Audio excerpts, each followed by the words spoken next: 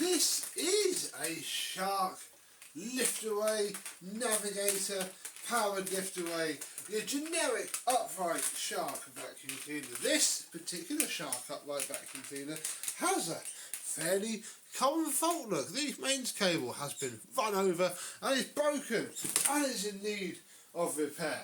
You can't just put any old mains cable onto your Shark vacuum cleaner. It has to be an actual Shark one. Luckily for the owner of this vacuum cleaner, I have a few spares. So what we just need to do today is fit the new cable to the vacuum so that this machine can be useful once more. Possibly, maybe. Let's have a look.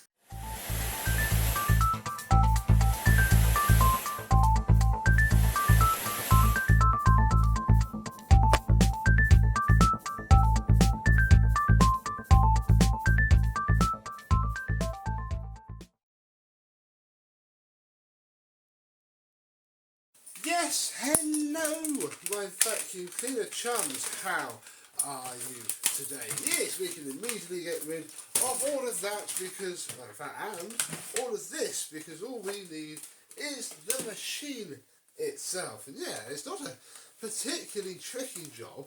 It is, however, quite fiddly. The first thing you need to do is to pop up these rear glamour caps that sit here on either side, but without, of course, chewing up the incredibly soft plastic of which they are. Ooh, two of those, one on either side, gives you access to the screw holes.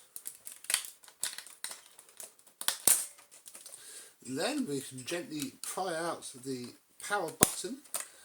It has a spring on the bottom of it, and the lift away button from the top housing.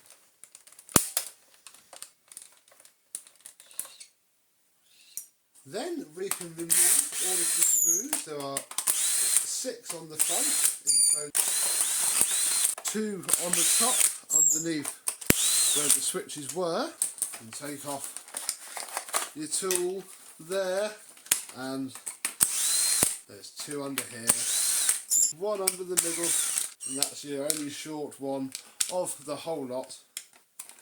And then finally these 3 here. Then in theory, the back part of the machine should come away reasonably easily.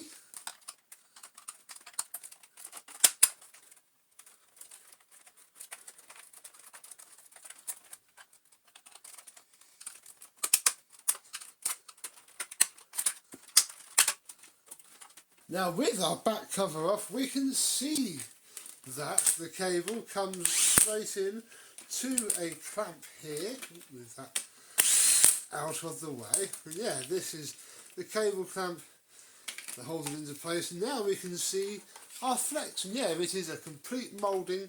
The entire strain relief is part of the flex. So whilst you could fit another cable and it would be okay, bar just coming out of an incorrectly sized hole, if you wanted to do it reasonably properly, you need the right cable. So we shall unplug the live connector. Oh, has a little clip on the back of it.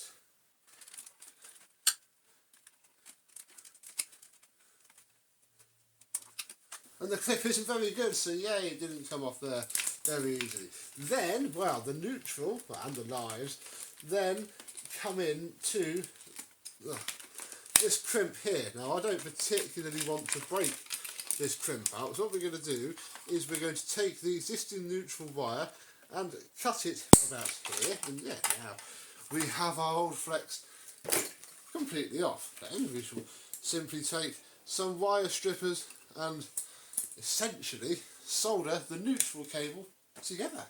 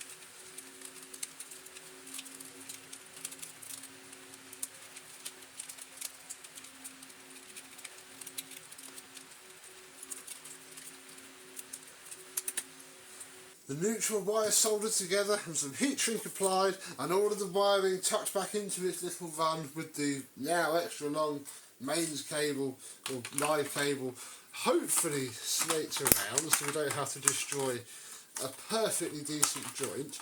We can fiddle the bottom cover on. The bottom does go in first, and then you have to get it over the power connector, but in theory it should all just sort of click into place. Don't force it. If it won't go, it means that something's wrong and something won't work. But in theory, if nothing else moved when you took that apart, see, this bit's going to be interesting because we have more wires. No, there we go, more wires now. That's clicked itself in. That is good enough. Take at least like a couple of the screws. Do like the bottom ones here, and then the top shorter ones here, just to put it all square.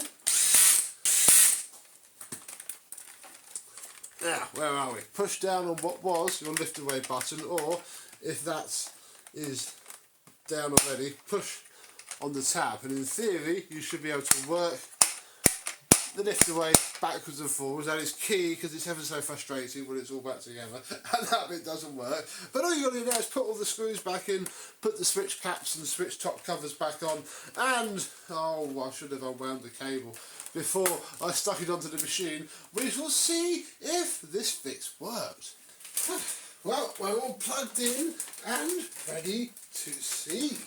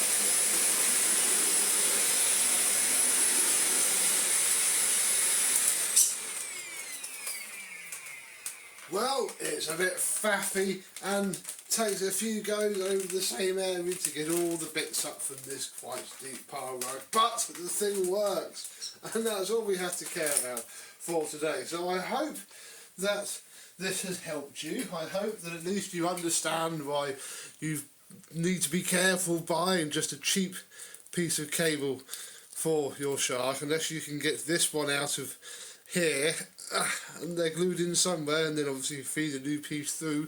You're going to have your cable sticking out of a hole in the side, which may be what saves it from the tip, and if that is what you have to do, I do not blame you. So thank you very much for watching.